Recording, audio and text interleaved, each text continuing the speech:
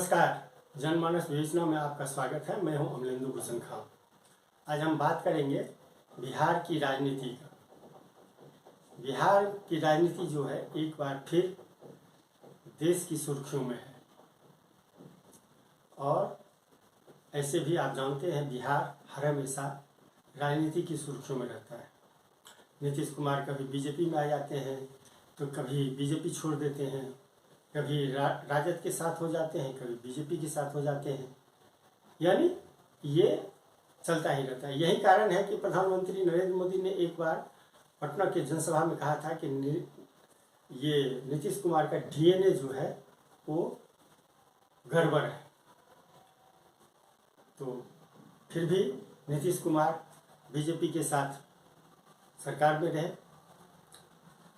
अब जो है राजनीतिक स्थिति है वह नीतीश के पार्टी के अंदर के नेताओं के बीच का है।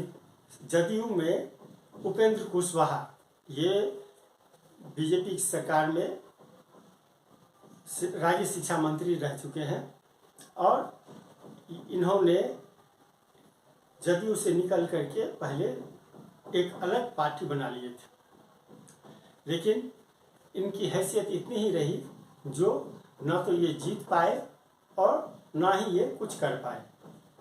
आलम यह है कि फिलहाल उपेंद्र कुशवाहा मामूली एक विधान परिषद सदस्य है। एमएलए भी नहीं जीते थे। पिछले विधानसभा चुनाव जो हुआ था उसमें ये एमएलए भी तक नहीं बन पाए। इस बार विधान परिषद के सदस्य हैं, वो भी जदयू ने खड़ा किया। जब जदयू में इनकी पार्टी मर्ज हुई तो फिर इनको ये विधान परिषद सदस्य बनाया गया, लेकिन इनको हिदायत दी गई थी, नीतीश कुमार ने हिदायत दी थी जो आप ज़्यादा कुछ करेंगे नहीं। जबकि उपेंद्र कुशवाहा की मंशा है जो या तो मुझे केंद्र में मंत्री बना दे। जब बीजेपी और ये जनता दल यू का ये गठबंधन था तो उस समय था जो नीतीश मुझे सेंट्रल में मिनिस्टर बना दे। आरसीपी सिंह भी सेंट्रल में मिनिस्टर थे, लेकिन नीतीश से लड़ाई करके कोई भी सदस्य वो ना तो सेंट्रल में मिनिस्टर रह सकता है ना स्टेट में। आरसीपी सिंह के जाने के बाद उपेंद्र कुशवाहा को लगने लगा था जो अब मेरी पार्टी में पूछ बढ़ेगी, लेकिन हर हमेशा इनको हाशिए पर ही रखा गया। इधर पिछले कुछ दिनों पहले बिहार में जदयू की दो महासम्मेलन हुआ।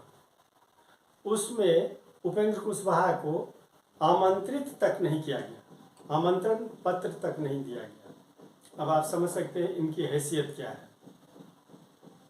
बिहार में जब राजद और जदयू का ये महागठबंधन हुआ, महागठबंधन के साथ जदयू का ये सरकार नीतीश ने बनाया, तो उपेंद्र कुशवाहा को लगता था जो हमको डिप्टी सीएम या कुछ तो पद जरूर मिल जाएंगे, लेकिन डिप्टी सीएम तो आप जानते हैं तेजस्वी यादव ये राजद के हैं और उनके साथ ही ये गठबंधन हुआ है नीतीश का।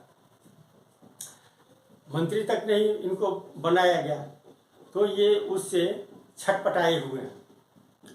अब इस छटपटाहट को बीजेपी फायदा उठाना चाहती है। उपेंद्र कुशवाहा के छटपटाहट को बीजेपी फायदा उठाना चाहती है। बीजेपी चाहती है जो ये उपेंद्र कुशवाहा टूट करके अपने साथ कुछ विधायकों को लेकर के बीजेपी में आ जाए, ताकि हम बिहार में कुछ कर सकें। 2024 में इलेक्शन है लोकसभा का, उस समय तक बीजेपी को कुछ न कुछ कुछ नेता चाहिए जो पिछड़ी जाति से हों और बिहार में उनकी जाति का वोट मिल सके। अब उपेंद्र कुशवाहा की हालत ये है, जब ये पार्टी से अलग हुए थे, नीतीश से अलग हुए थे, तो इनको लगता था जो मैं तो अपनी जाति का मैं सर्वश्रेष्ठ नेता हूँ, मुझे लोग वोट देंगे। लेकिन हुआ ठीक उलट, न तो वोट मिला न कुछ मिला। ये न सांसद बने न विधायक बने। तो फिर भी अभी जो हालात हैं, बीजेपी से जब नीतीश चले गए हैं तो बीजेपी को चाहिए, बीजेपी से संबंध तोड़ करके नीतीश जब अलग हो गए हैं तो बीजेपी को है जो कोई ना कोई पिछड़ी जाति का नेता एक चाहिए जो हमें लोकसभा के चुनाव में फायदा देश पहुंचा सके। यही राजनीतिक परिदृश्य चल रहा है। अब एक तरफ उपेंद्र कुशवाहा अपना बयान दे रहे हैं, दूसरी तरफ नीतीश कह रहे हैं जो करना है कर ले, जहां जाना है चले जाए। तो कुशवाहा कह रहे हैं जो अपने पार्टी को छोड़ करके, अपने माँ बाप को छोड़ करके मैं क्यों चला जाऊंगा, मुझे हिस्सा चाहिए। अब हिस्सा हिस्सेदारी किस तरह की चाहिए ये तो बता नहीं पा रहे हैं, लेकिन इनको हिस्सेदारी चाहिए। अब हिस्सेदारी किस तरह की, हिस्सेदारी तो एक ही होगा, मंत्री पद चाहिए। तो नीतीश भी राजनीति के खिलाड़ी है, वो हो सकता है इनको जो ऊपर चढ़ाते हैं उनको मंत्री बना दे, इनको फिर छोड़ दे, फिर ये लटके रहेंगे। तो बिहार की राजनीति जो है फिर एक बार सुर्खियों में है। देखिए आगे आगे होता है क्या। नीतीश और ये उपेंद्र कुशवाहा की जो लड़ाई है यह कहाँ तक पहुँचती है, यह आप देखते जाइएगा और क्या हासिल होगा ये भी आपके सामने में होगा। आज के लिए बस इतना ही, हमें दीजिए आज्ञा। नमस्कार।